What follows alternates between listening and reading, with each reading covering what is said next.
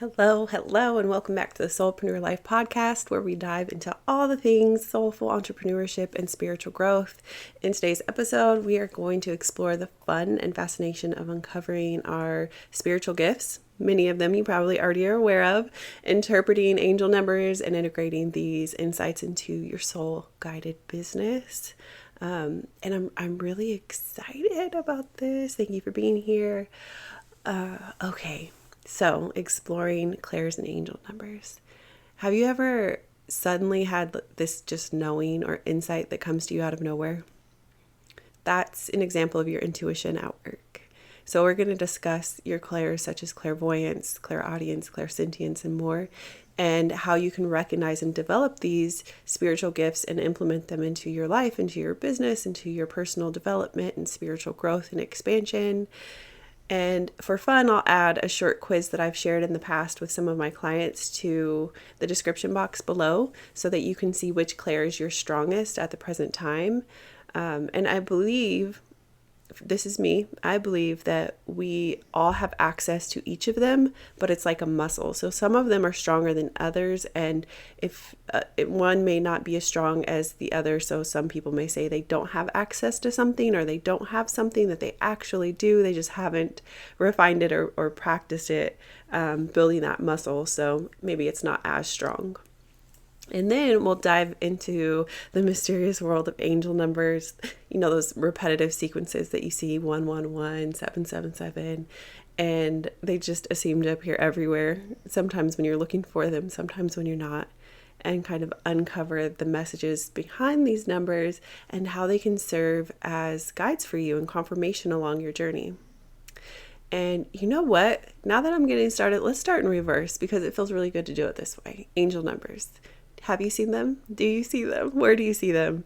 I want to ask you some powerful questions during this part, just because you might have that light bulb aha moment, right? I kind of call it my Gru moment. Gru from Despicable Me. Light bulb. So, what was the last sequence of numbers that you've seen? Sometimes it's 4, 5, 6, 7, 1, 2, 3, 4, 1, 1, 1, 2, 2, 2. How did it make you feel? And what were you doing when you saw them? Were you doing something that maybe you were really lit up and excited about, and it served as confirmation for you that you were on the right track? Were you doing something that you were uncertain about, and it brought up an emotion for you? Think about it. I know sometimes I will be in the middle of doing something, and then suddenly I'll notice angel numbers or sequence, and it'll lead me to something else because of curiosity. Curiosity and the inner child working together can be really magical when you allow it, and you don't try to overthink it or overanalyze it or put it into a box and control it, but just follow that trail of curiosity, because sometimes it can lead you to opportunities just by following that trail of curiosity and not really trying to command it to listen to you or command it to follow your rules, because sometimes that happens too.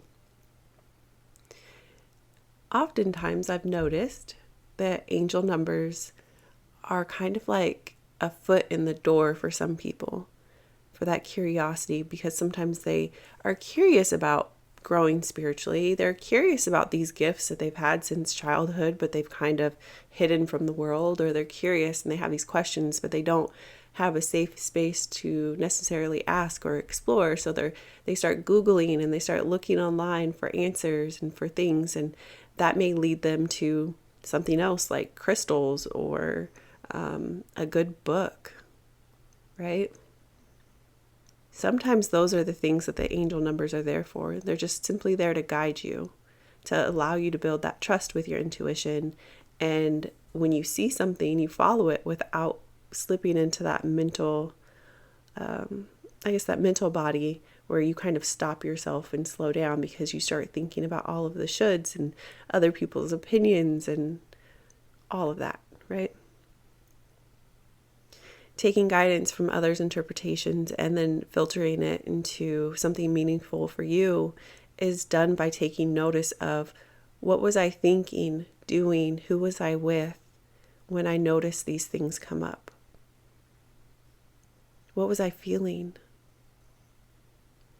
Because even though we can go on Google and get an idea of what an angel number may mean, it could mean something really unique for you too. And this is really the fun part of the work that I love to do, is when you work with your ancestors, your guides, your angels, you can ask them to have something mean something specific for you. If you want 111 to mean yes, then do the work and connect with your angels, your guardian angels, your guides, and let them know that that is what you mean, and write it down in a notebook so you don't forget, right? If you want, I don't know, maybe number 5 to mean stop, to get your attention so that you know it means to stop whatever it is that you're doing, or to not hang out with who you're with, or to not go that direction. You can set that intention that that is how you communicate and practice that being what it is, right? It doesn't mean that for me that that's what that's going to mean. And then you can take notice of what it is that you're experiencing as you start to kind of program what some of these signs mean for you within your life, your healing, your expansion. And something really useful for me, because sometimes I get so excited that I kind of forget what things are like 5 years from now, right?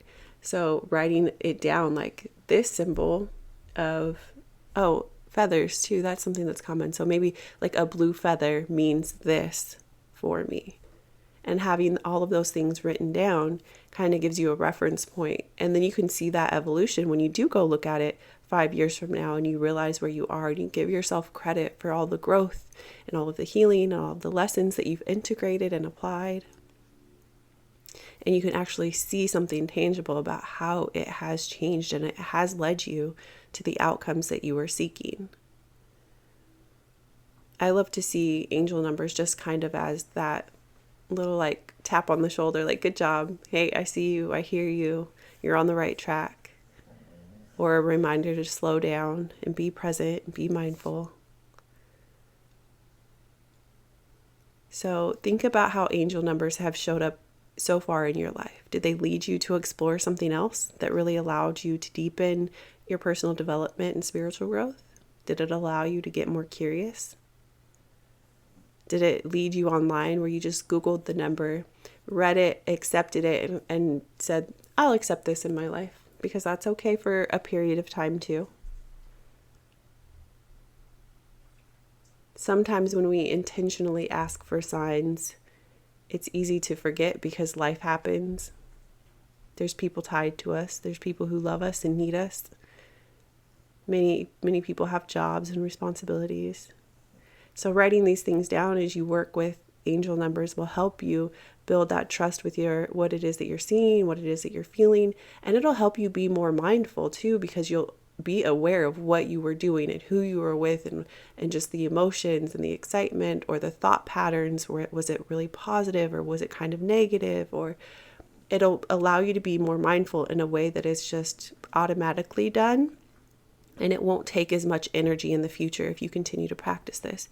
It will become kind of that automatic thing where you're doing 100 things at once without consciously doing 100 things at once. Strengthening that trust and that intuition within yourself, your decisions.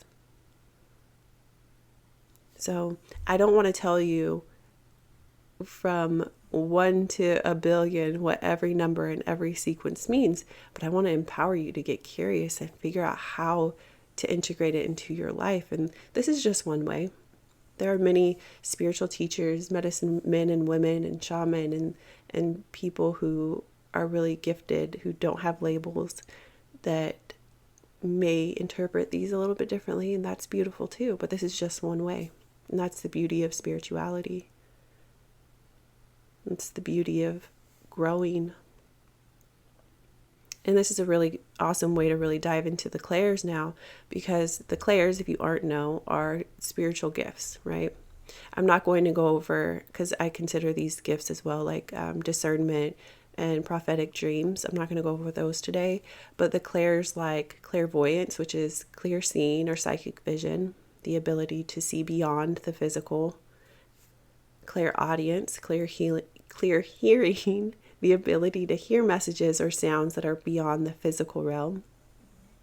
Clairsentience, clear feeling, clear sensing, the ability to sense the energy or emotions of people, places, things. So clairvoyance, clairaudience, clairsentience, claircognizance is next. Clear knowing, the ability to know information or receive insights without any apparent source of explanation. Like you don't really know where it came from. It wasn't written on a whiteboard in front of you. Clairalience, clear smelling, the ability to smell scents and odors that are beyond the physical realm. Clairgustance, I think I'm saying that right. I think it's one of those words in my mind I have tricked myself into believing. I either get it right or wrong. It's clear tasting, the ability to really taste flavors and substances that are beyond the physical realm. So you suddenly have a taste of perhaps candy in your mouth that reminds you of something. Clear tangency, which is clear touching, the ability to sense information and energy through touch or physical contact. Clear empathy is the ability to sense or feel emotions, energy, physical sensations of other people, animals, places.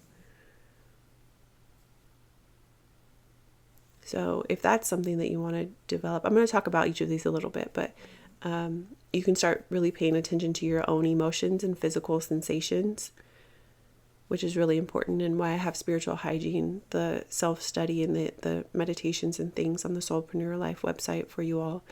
Because when we are able to become clear on our own feelings, our own emotions, and we have that emotional intelligence, and we've gone to the doctor and know that we have a clean bill of health, and we can really dive into what it is that we're feeling. With that awareness, we can separate what we're feeling versus what the energy of the room is. And there's science behind that too, right? With the hormones leaving our body and impacting the world around us. But just talking about it from this lens, clear empathy, the ability to sense and feel the emotions and energy of the people, the space around you, the animals around you. It really becomes easier when you practice developing your awareness about who you are, what you're feeling, and what your truth is. Then you can observe and not absorb. You can practice grounding and centering, right? Staying present in your body and better manage your emotion, your emotional and energetic information that you're receiving and sharing. If you want to strengthen this, consider practicing meditation. I love breath work, deep breathing, or other relaxation techniques to really help you stay grounded and centered. Establishing boundaries. You know, I have this separate, but truly setting boundaries is a beautiful form of self-care and self-love and spiritual hygiene. So it's important to set boundaries and protect your own energy when you're practicing working with any of your clairs, but truly when you're working, when you feel other people's energy. Consider visualization. You could do that with a protective shield around yourself before interacting with others or entering into a crowded space. I teach more about how to do this in the spiritual hygiene self-study if you're interested. Trust your gut instincts and use your intuition when you're interpreting the emotions and energy that you are sensing. Your intuition is wise. Like, your intuition can help you better understand the meaning and the significance of the information that you're receiving.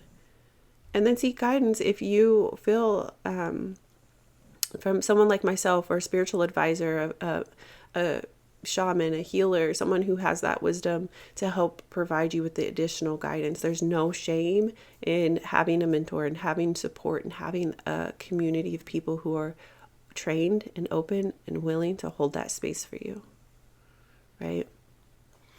When I was a kid, oh my goodness, I had a lot of different things go on as a child. I used to have prophetic dreams, and because of that, I had a dream about my mother's demise about 3 days before she was admitted to the hospital, and I was probably about 10 years old.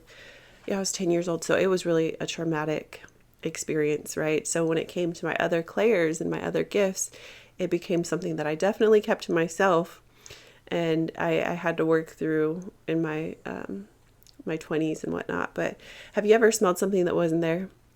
When I was a kid, this was something that I also experienced, and because of some of my dreams, I tried to turn off my gifts as much as possible, like many people, healers, empaths do, right? When we experience something traumatic.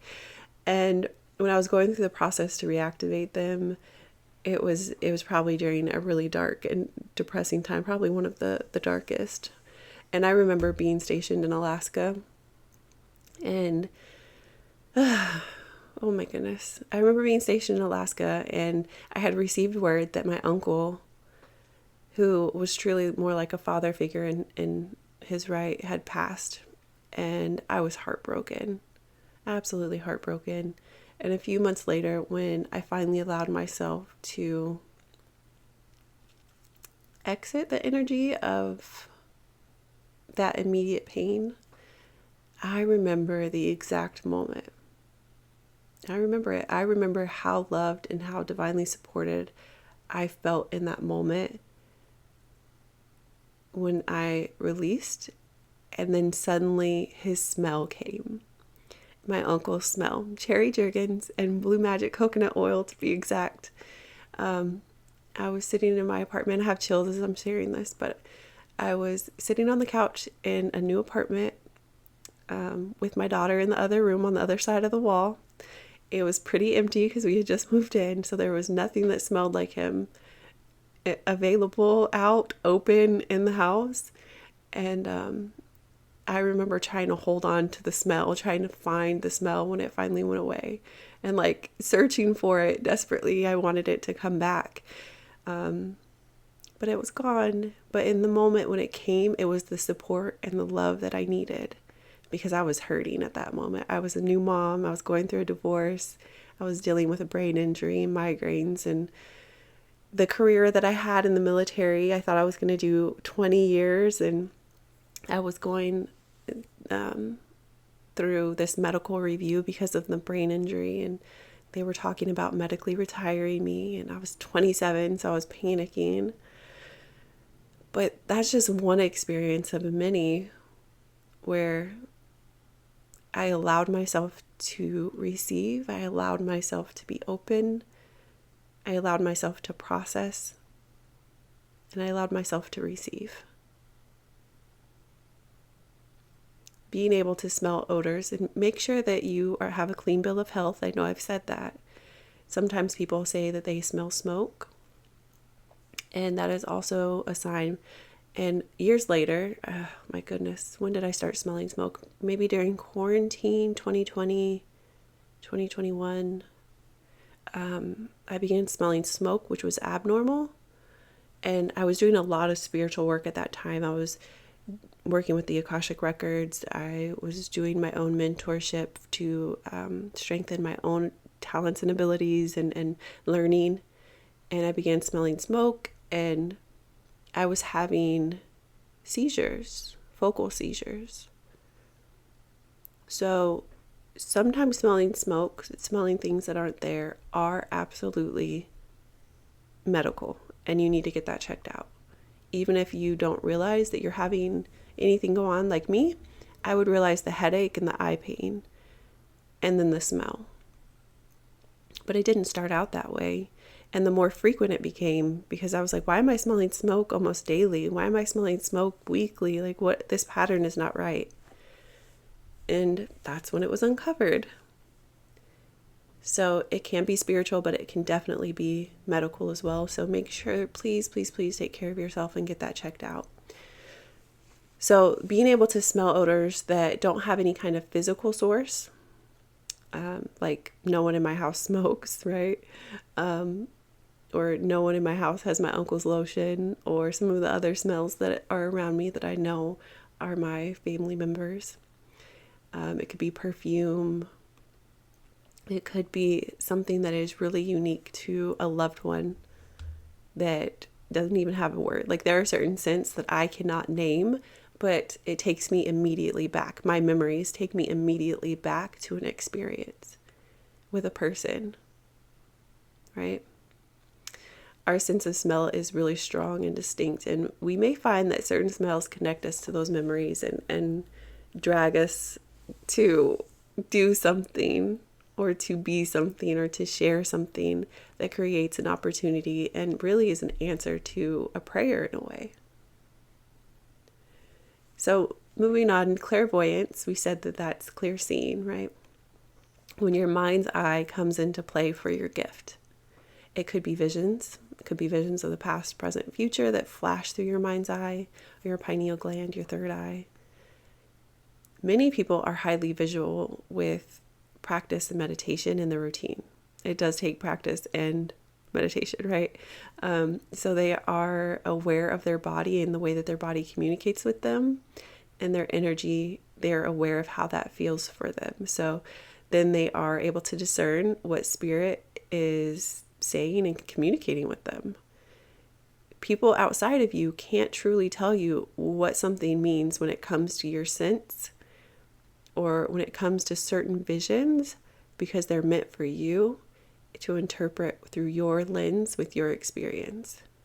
So having someone to kind of help and talk you through it is beautiful, and it can guide you on the right path.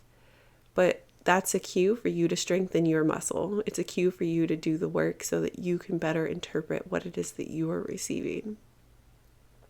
And I just want to note that meditation's not always crisscross applesauce, being silent for 45 minutes. Meditation can be walking. For me, it started out as dancing in my kitchen and gardening in my backyard and movement, right? That is also a form of meditation. And that can guide you to the next form of meditation that will help you strengthen this muscle as well.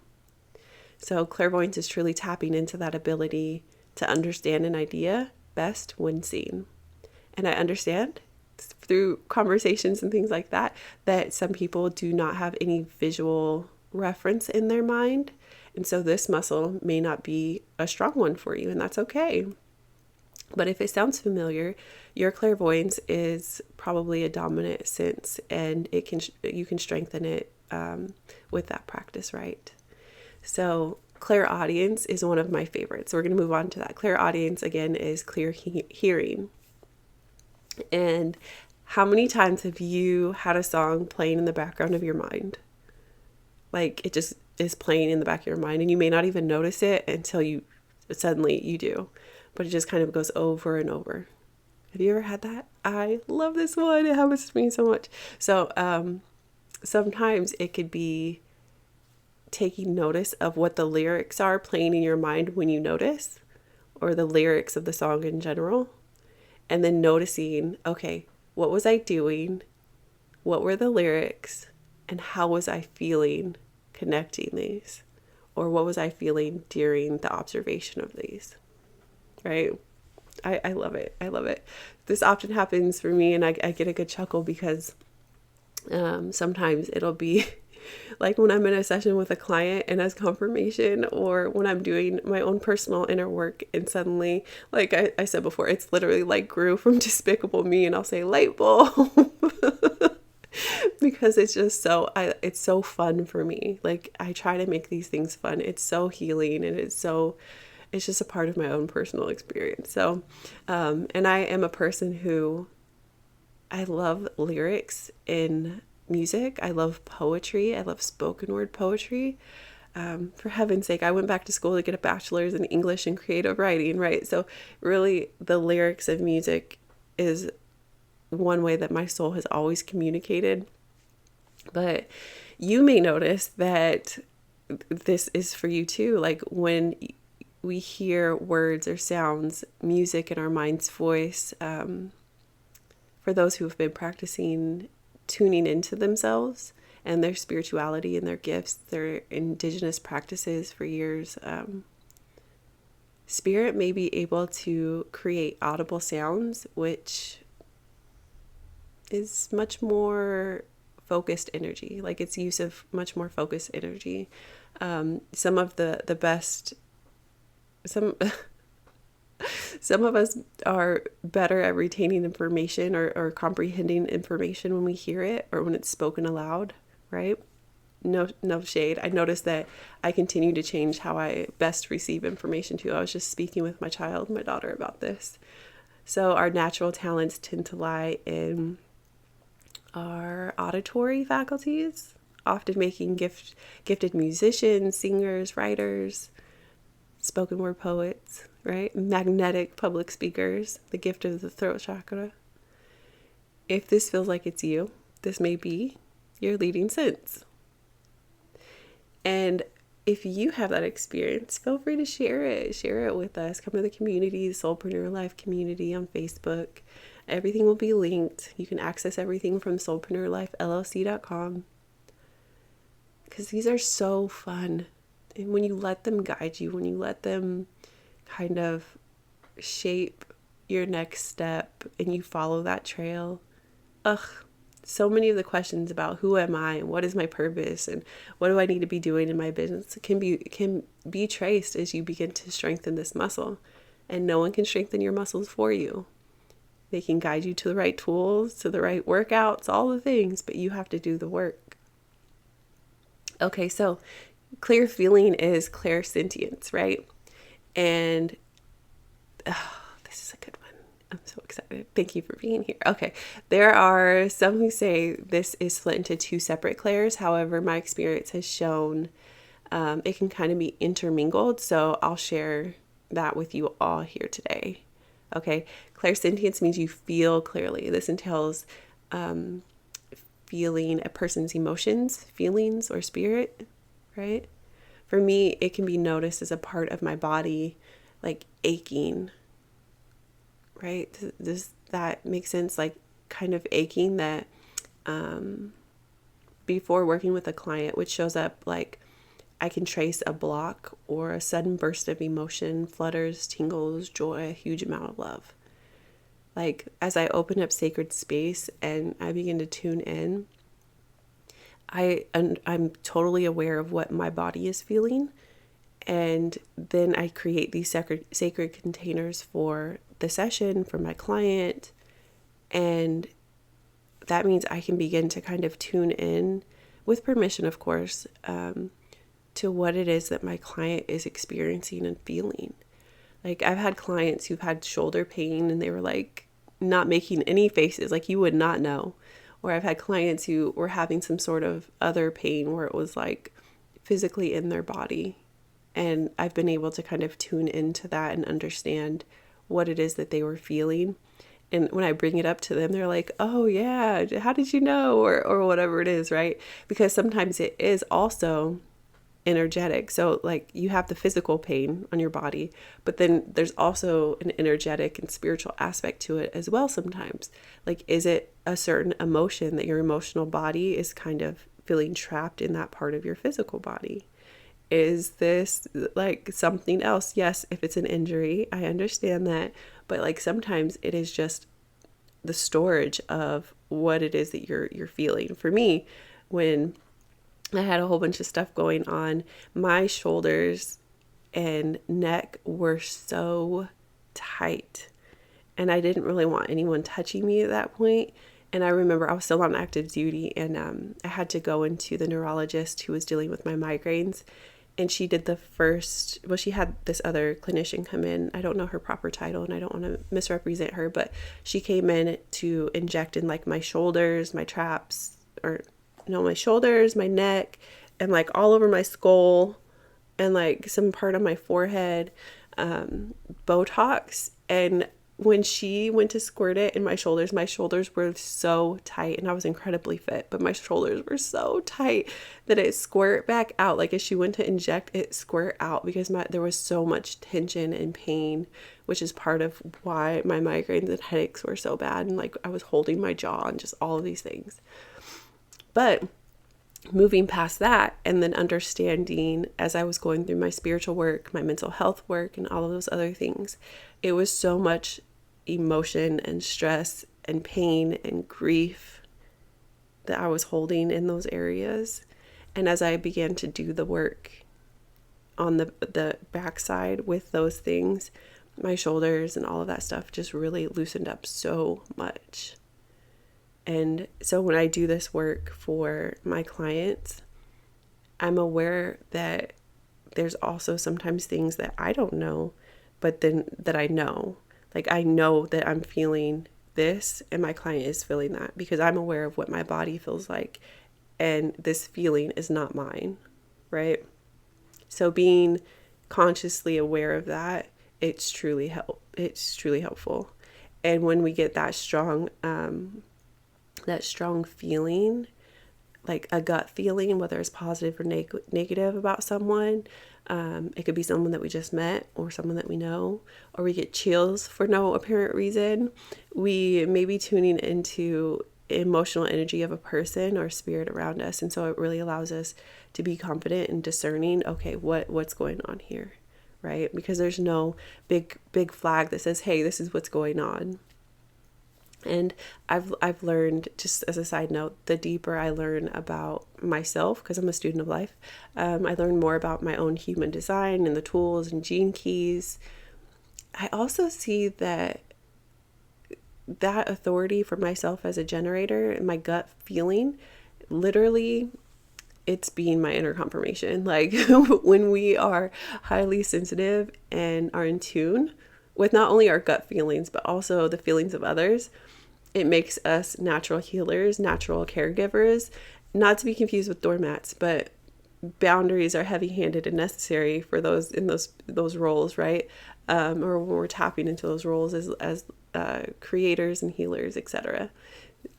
Someone with this gift will often feel inspired to pursue those careers as a helper, as a nurturer, doctor, therapist, working with kids, teaching, mentoring, because clairsentience is something that is meaningful, right? We feel it, we understand it, and we want to help. Is that you? Okay, I think I've talked about that one enough. Clairgustance means clear tasting. Have you suddenly tasted something that wasn't there? It can sometimes come out of the blue. It may happen when a deceased loved one is attempting to communicate a memory or association. Why is that word so association we have with a particular food that reminds us of them? So this can happen sporadically. It happens more for me when I'm getting information about those around me. So not necessarily so much about my personal inner work, but my clients, or sometimes just randomly when I'm out in public, someone has something going on and then I'm like, why am I tasting this? But it serves as a warning from spirit to say, hey, pay attention. This moment's important, right?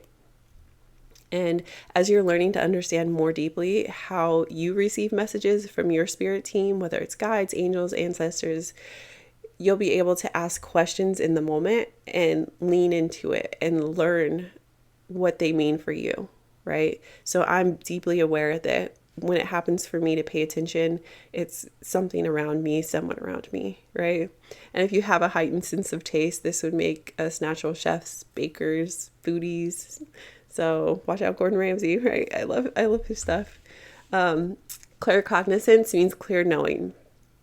And like I said before, it just means that you know, but you don't know how you know. You know, now you know. No. This is when we have a knowledge of events or people, things that we would not normally have knowledge about.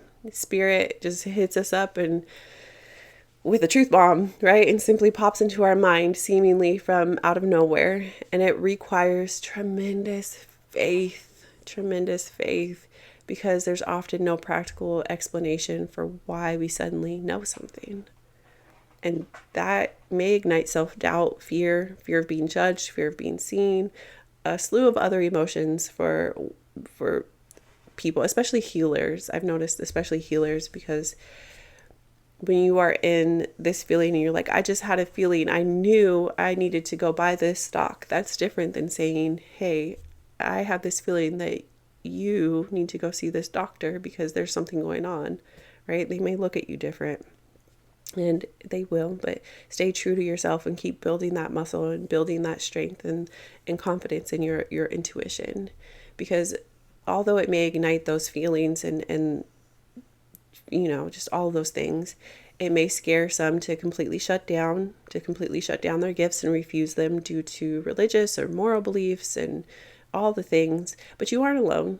And there are philosophers, professors, doctors, scientists, religious, and many spiritual leaders and many business leaders, some you probably know, that tend to be highly intuitive. They don't use that word intuitive. They don't use the word prophet or priestess or psychic or anything like that, but they share stories openly. Think about Miss Tabitha Brown, right?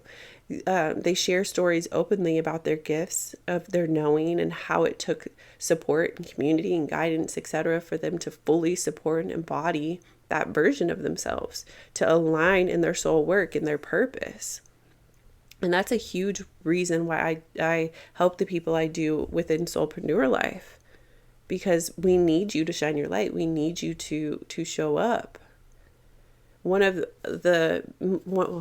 many, but one of the most beautiful aspects of exploring our spiritual gifts and angel numbers is the opportunity for self-discovery without judgment, right? Without judgment, with openness, with self-compassion, allowing ourselves to explore and learn without fear or judgment or comparison, creating that space for ourselves and inviting other people in. So how can you integrate these insights into your soul-guided business?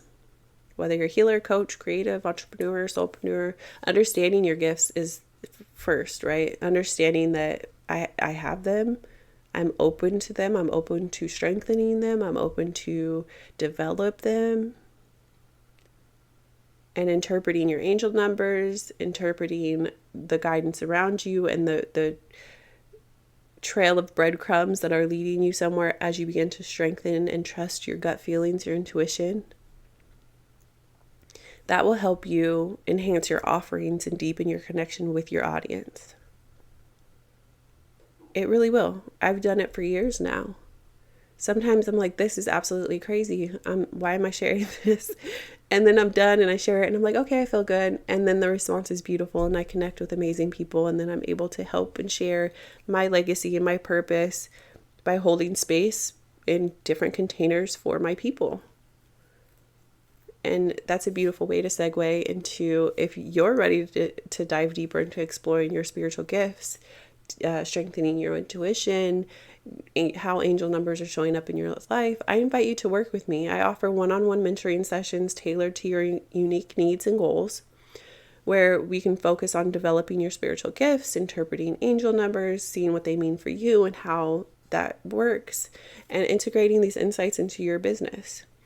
And you can also book a Pick My Brain strategy session or a private Akashic record session for a deeper dive into specific topics. But all of this gets to be really fun. It gets to be fun. Thank you for joining me on this enlightening journey. Remember, embracing your spiritual gifts and interpreting angel numbers is not only fun, but empowering.